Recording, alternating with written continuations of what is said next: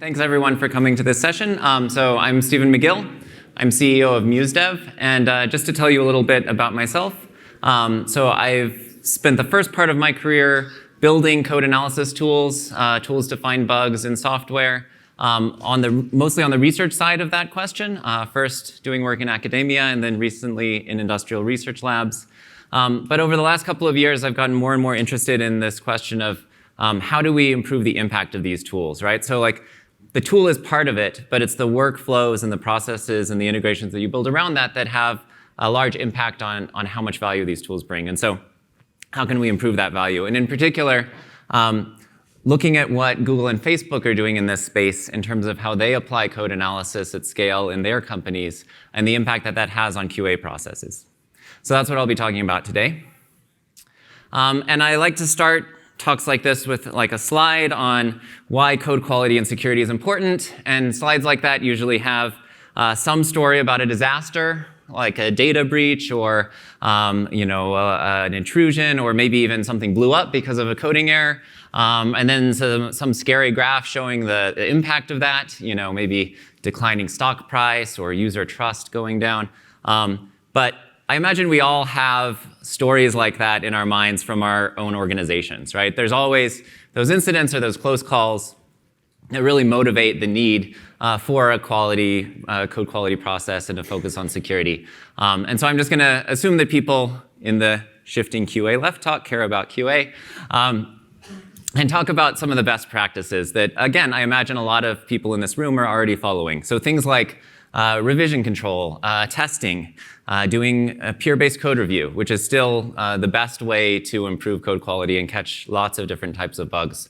And using static analysis tools to find things that testing's not good at or help find errors more efficiently. And then doing instrumentation and monitoring to collect production data and learn from performance and reliability results in the deployment scenario. And then also, in addition to all of this, most organizations layer on top of this a separate QA process. It's usually a separate team.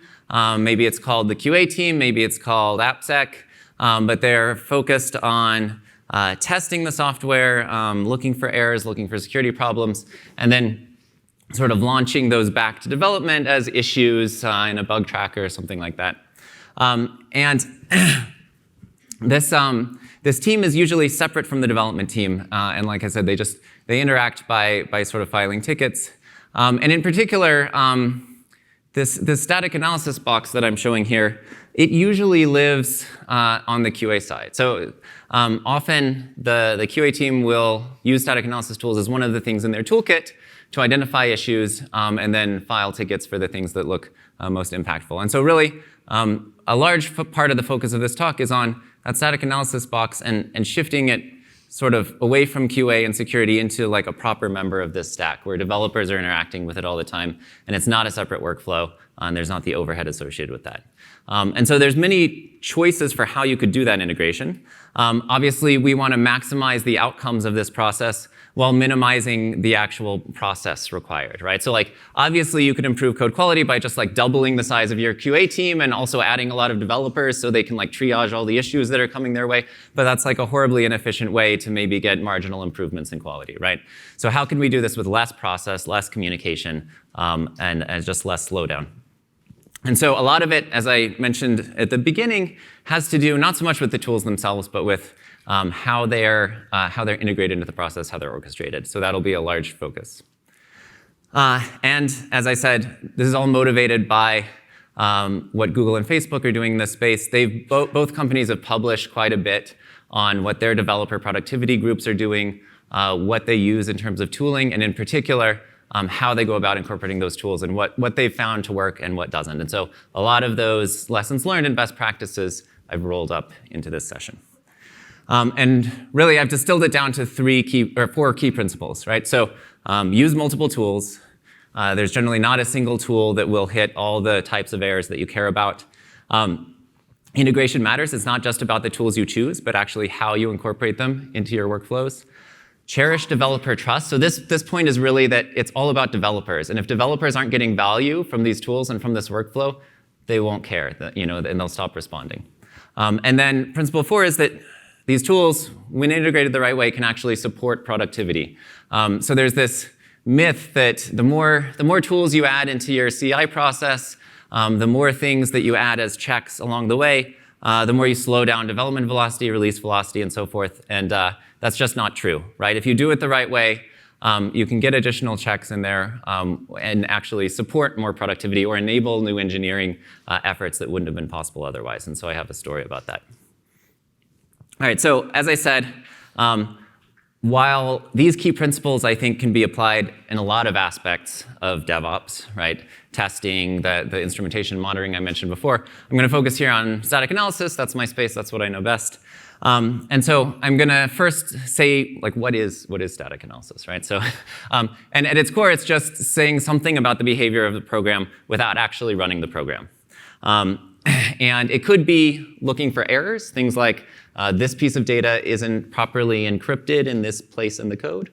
Or it could be trying to prove the absence of errors, right? Everywhere in this code, we're properly encrypting customer data, right? And different tools will target sort of more or less different sides of this balance, right? Am I just looking for bugs that I'm very confident in, or am I trying to find all bugs, and maybe I report some things that aren't bugs along the way, right?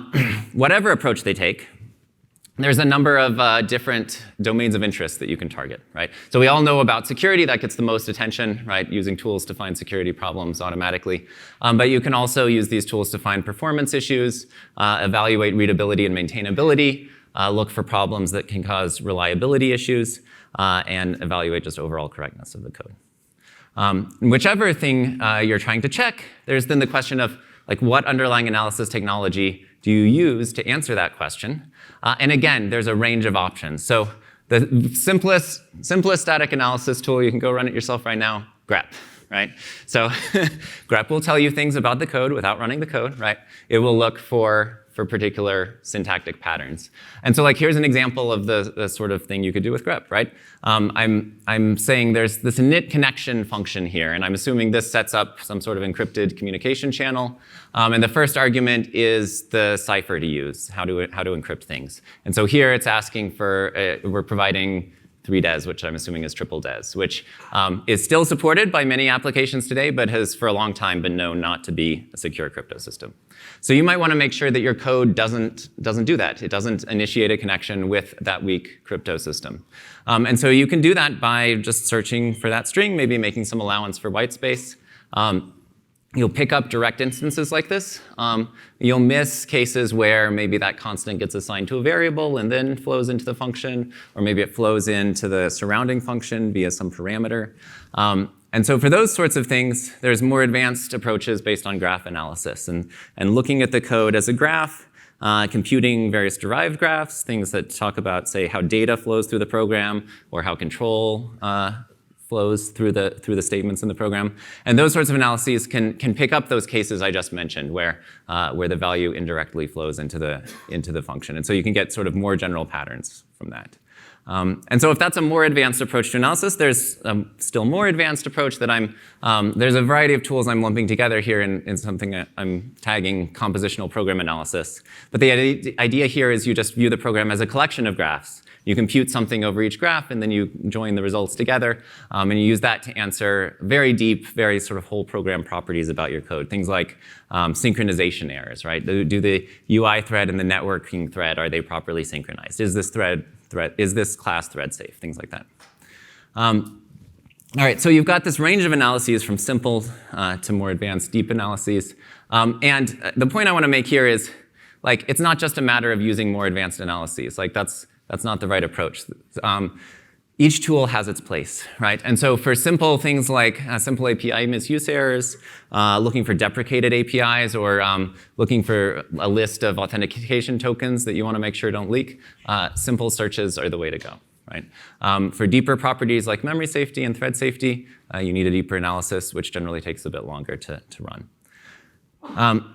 So just that conceptual description of the space probably brings to mind that the multiple tools would be the answer, but there's also empirical evidence that using multiple tools is helpful.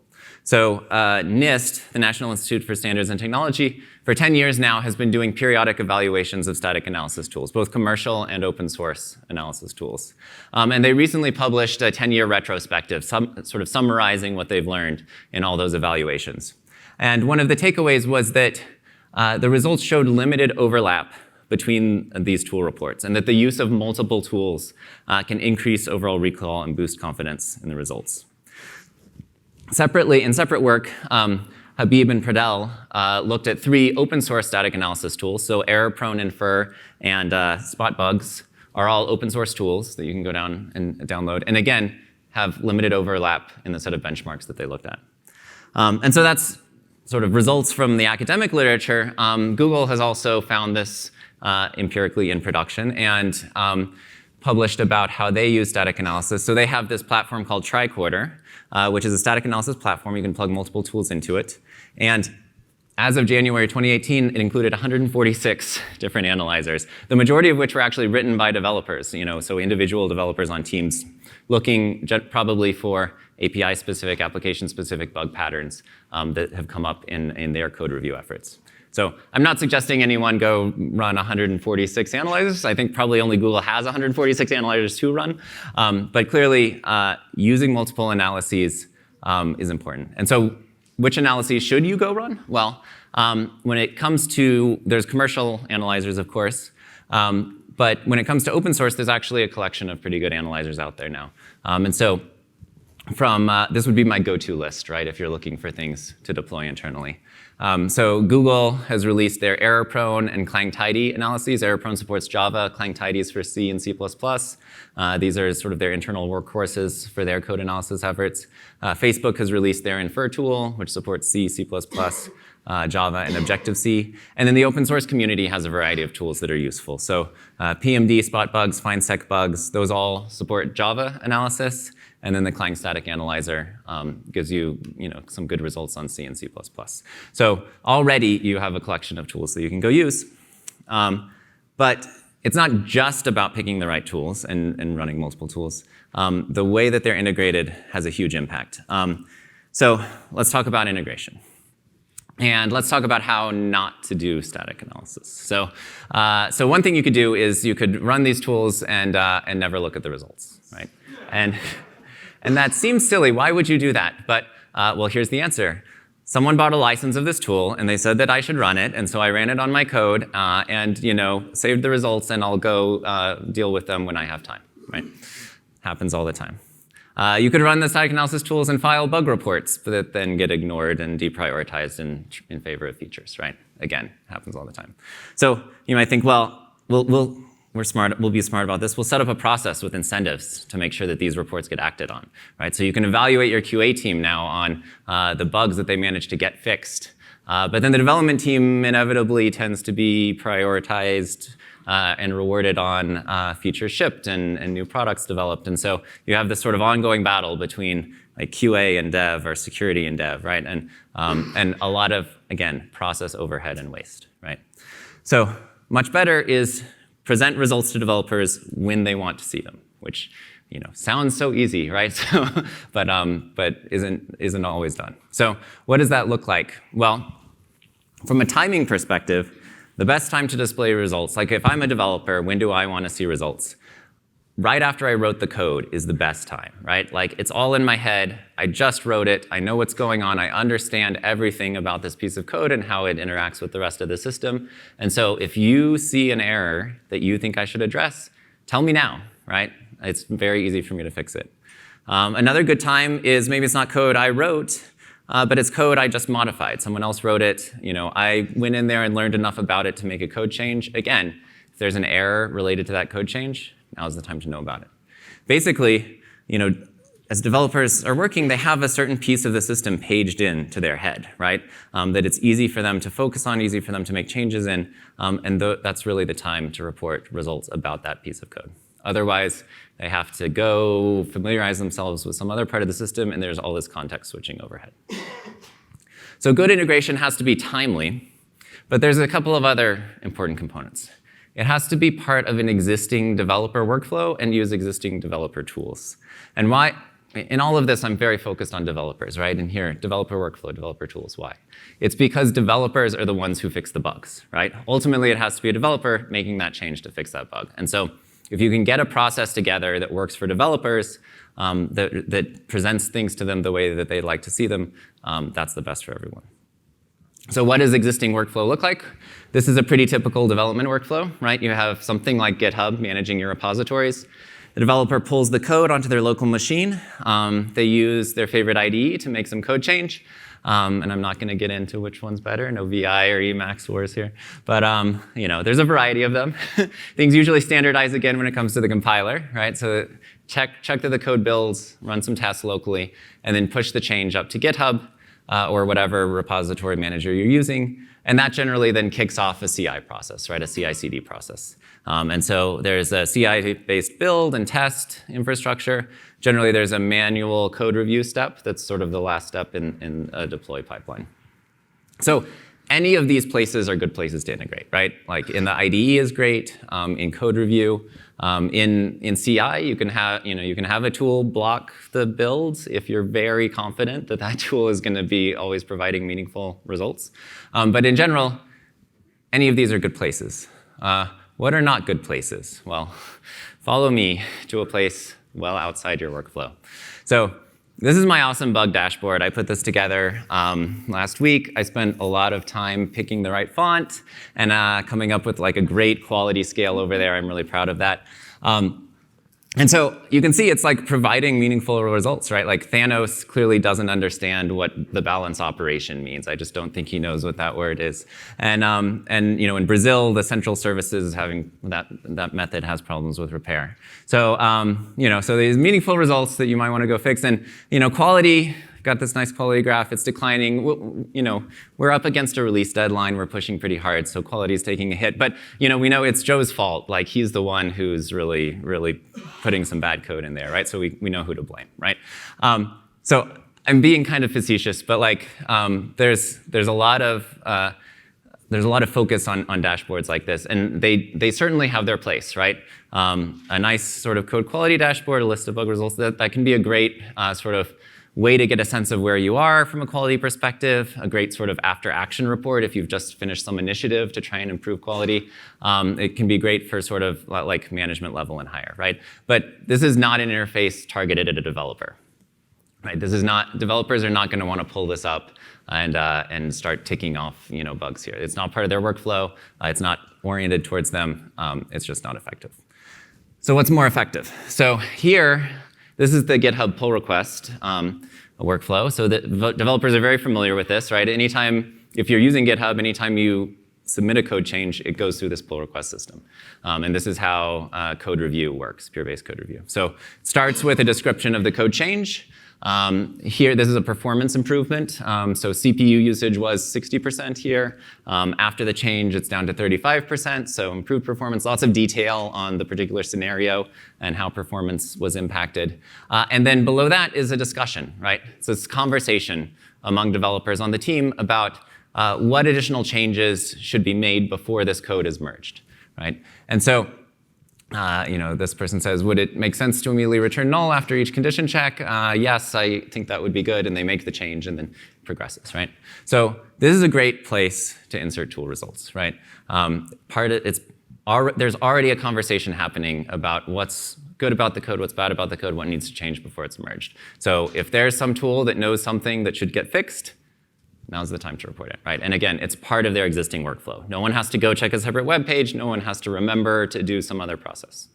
And this is exactly what Google does. So here's a screenshot from a paper that Google put out on their tricorder system. And just like I showed before, it integrates with code review. Their code review, it's an internal tool, so it looks a little bit different. But you can see these are two analysis results, one from Alinter, one from ErrorProne, which is an open source tool that they've released. And in each case, there's this please fix button that the code reviewer can click on to say, hey, I think you should address this issue. If the developer disagrees, they can comment on why. Again, it kicks off that conversation that's already happening. All right. Here's another great story about why integration matters. So at Facebook, there's a team that supports a tool called Infer. When they first, so they were an acquisition actually. They were a startup building the static analysis tool, got acquired by Facebook, went in to apply their tool inside Facebook, and initially deployed it in that thing I showed on like the second slide, right? Off to the side as part of an overnight run where then they took the results and filed them as bug reports and associated tickets. And they'd spent a lot of time making sure that the analysis was reporting useful bugs that people should care about. And so they deployed it. They thought it was going to be great. They got almost no fixes, right? No one responded to these bug reports. They then later took the same tool and deployed it in this code review workflow, what they call here the diff time deployment, right? And the same analysis tool with the same results saw a 70% fix rate. Suddenly 70% of those issues were getting reported or were getting fixed, whereas none of them were before. So again, same tool, just a different integration and workflow. So that's how much integration matters. All right, principle 3 is cherish developer trust. What do I mean by that? Well, let's look at some of the things that can go wrong, even if you do those 2 things I've already mentioned, using multiple tools, integrating them the right way. It could be the case that suddenly there are more automated results than developer comments, right? You're using so many tools, they're all reporting things, and it becomes, instead of having this conversation with my development team, now I feel like I'm just triaging tool results. And by the way, most of those tool results are just status updates saying, hey, the tool ran, didn't find problems. Or they're like style suggestions that maybe apply to someone else's code base, but we don't follow that practice, so that, ignore. Or the results that say they're errors are not actual errors because the tool doesn't understand the code well enough, and it doesn't understand that actually we're doing this other thing that protects against that. And so at this point, if I'm on this team, I start looking for browser extensions to just filter all this noise off. Or where's the off switch? How do I get this out of my pipeline, right? So there's this danger with a low signal to noise ratio. There's this danger that as more analyzers are added, the risk of tool fatigue increases, right? And so as you grow the set of analyzers using, it becomes even more important to maintain a high standard of quality among these tools. Because once this developer trust is eroded, once they decide that these automated results are much more likely to be not useful than useful, it's really hard to regain that trust. And so this potential effectiveness of you can just put the results in front of developers and they'll just get fixed. No one else has to be involved, no separate workflow. You've lost your shot at that, right? So you really want to make sure that you're paying attention to this. So how can you do that? Well, at Google, it's probably not a surprise to learn they're data-driven about it, right? So again, same screenshot I showed before. Each of these reports has this button called Not Useful, right? If you click that, their developer productivity team collects that data, notices that you didn't find that particular result useful, and if there's ever more than 10% of reports for a particular analysis that are flagged not useful, it gets pulled, right? And it doesn't get re-enabled until the team can fix. Sometimes it's the description of the error isn't precise enough, or it's not understandable. It's actually an error, but it's just not well communicated. Sometimes it's just not a very precise analysis. But they're continually monitoring whether things get fixed and pulling things if they're not effective. So that's how you maintain a high standard of quality. All right. So these 3 principles together, if you manage to get this right, all of these 3 combined, there's this nice synergy between these where you've got multiple tools producing results. You've taken care to make sure that those results are very likely to be useful. You've pulled any tools that aren't performing, and you've integrated into the developer's workflow. And so you're essentially making the most of developer attention, right? You're making sure that bugs get fixed when they're easiest and cheapest to fix, right, in terms of time and effort. All right, so as an example of the outcomes that this enables, here are some sort of statistics from Google and Facebook. So at Google, they've reported that approximately 50,000 code review changes get analyzed per day. That please fix button I showed gets clicked more than 5,000 times each day. And so by their estimates, this system, running this on a continual basis, has prevented hundreds of bugs per day from entering the Google code base.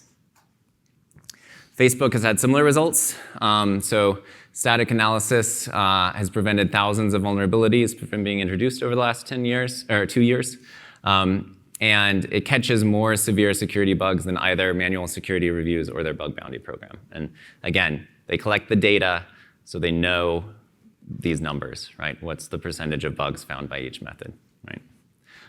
And just on the topic of data, like data is so important. So like even, I think about even if you're already using sort of analysis tools or even testing, right? Like how much insight do you have into how useful those results are, right? Can you track those results through the whole workflow to see if they get fixed and see if they deliver value? Super important. All right, so the last principle is that these tools can actually support productivity.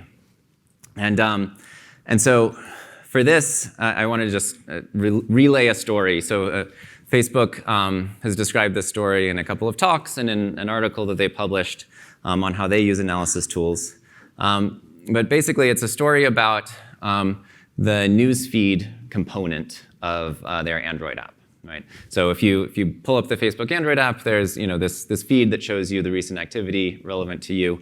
It's called Newsfeed. And they wanted to move it from a single-threaded architecture to a multi-threaded architecture. So if you know anything about concurrency, like just that statement should like scare the crap out of you, right? Suddenly, you've got all these classes that we're assuming they'd only be called sequentially, one at a time in a single-threaded context. And now they're being called in a multi-threaded context, and everything has to be properly synchronized, or you can have these errors that are just very difficult to trace down, right? Like multi-threading errors are notoriously hard to debug and stamp out. So hundreds of classes were impacted. And it just so happens that around the same time, the developer tooling group was working on a concurrency analysis. And so they got together and they collaborated on tweaking that analysis to make sure that it served the needs of this product team, right? And so they worked together, they deployed the tool, and then did the re-architecting. It was a success. They managed to do it. And at the end of the effort, one of the Android engineers communicated with the team that without Infer, which is the tool that they built this into, multi-threading in Newsfeed would not have been tenable, right? It was just too much risk that it wouldn't go well, that they'd get halfway through the re-architecture and have all these lingering bugs, right? And so the tool support was really critical to that. And so I like this story because it's not just like, there's reasons that doing this integration right and using the right tools can improve productivity that I described at the beginning, right?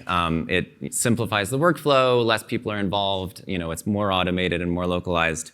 But this shows how having the right guardrails in place, the right automated tools as part of your process can even enable new engineering achievements that wouldn't have been possible otherwise. All right, so in terms of shifting QA left, the summary is static analysis tools have always been a way to automate QA, right? I said that at the beginning. Often these tools are one of the things in the toolkit of the QA team.